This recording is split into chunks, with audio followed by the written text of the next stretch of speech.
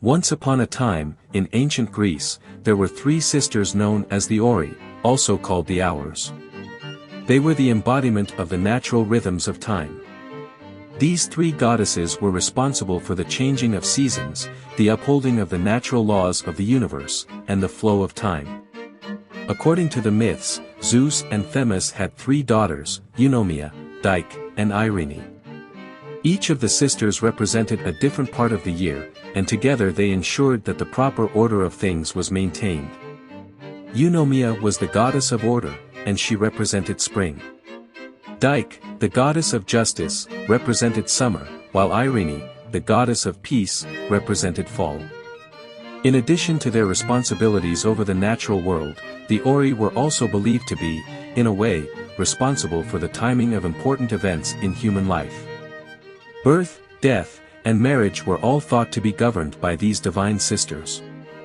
They were also, interestingly, seen as the guardians of the gates of heaven, controlling who was to enter. The Horae, as a group, played a significant role in maintaining balance and order in the natural world. They regulated the cycles of nature and the growth of crops, ensuring that the universe was in harmony. The Horae, with their cyclical nature, reminded the ancient people of Greece about the importance of balance and order in every aspect of their lives. Long ago, when the world was young, the Horae were known as the guardians of the gates of Olympus.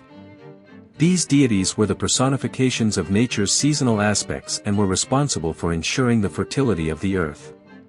As time went on, the Horae became known for their association with order and the promotion of natural justice.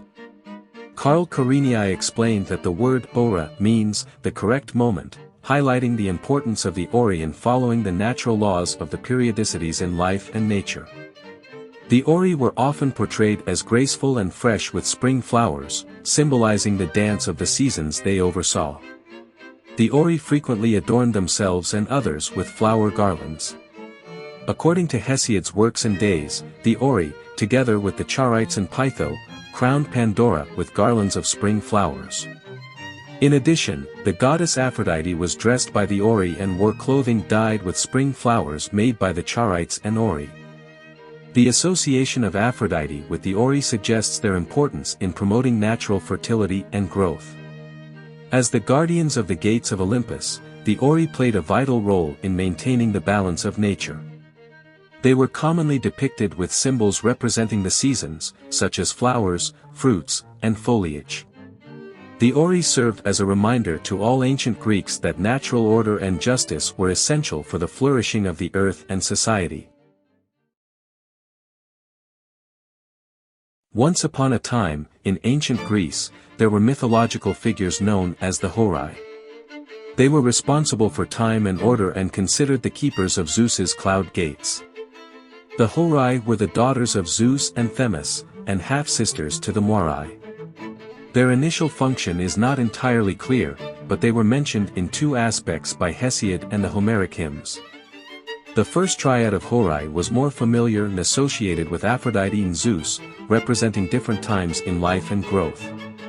In Athens, Thallo and Carpo were two Horae who appeared in Atticus' rites, often accompanied by Chione, a personification of snow and winter. Along with Oxo, they were a part of Persephone's entourage, the goddess of the turn of the seasons. The second triad of Horae, associated with Themis and Zeus for law and order, completes the Horae. According to Hyginus, the last triad of Horae was identified, and they had specific roles in this aspect of their mythology. Despite not knowing their original function, they remained an intriguing and fascinating part of Greek myth. Once upon a time, in ancient Greece, the four seasons were personified as women and depicted as winged children with distinctive attributes. These women were known as the Horae, who were believed to be the four daughters of Helios or the handmaidens of Hera. The Greek words for the four seasons of the year were documented, making it clear that the Greeks saw the seasons as a significant aspect of their lives. Over time, the representation of the four seasons has evolved, taking inspiration from biblical subjects and mythology. For instance, Nicolas Poussin's representation of the four seasons drew inspiration from biblical stories. Spring was portrayed by Adam and Eve in paradise, and summer was depicted by Ruth gleaning. The season of autumn was embodied by Joshua and Caleb carrying grapes from the Promised Land, while winter was represented by the deluge. In more modern depictions, the 4 seasons are often shown surrounding Apollo. For example, spring was represented by Flora, who was adorned with a crown of flowers and draped in a white robe covered with a green shade. Summer was illustrated by a woman standing under the lion in the zodiac, holding a sickle and dressed in a gold-colored drapery over a white gauze vestment. Autumn appeared as a bacchante, wearing a violet-colored garment while pressing grapes into a golden cup, while winter was portrayed as an aged person situated far away from the god in the shade. In conclusion, the representation of the 4 seasons has evolved over time, with each generation taking inspiration from different sources. Nonetheless, the significance of the seasons in the Greeks' lives remains unchanged, and today, the seasons continue to play an essential role in our daily lives. Do you want to explore more Greek mythology stories? Who do you want to see featured next? Subscribe and leave a comment below to let me know. I'll see you in the next video.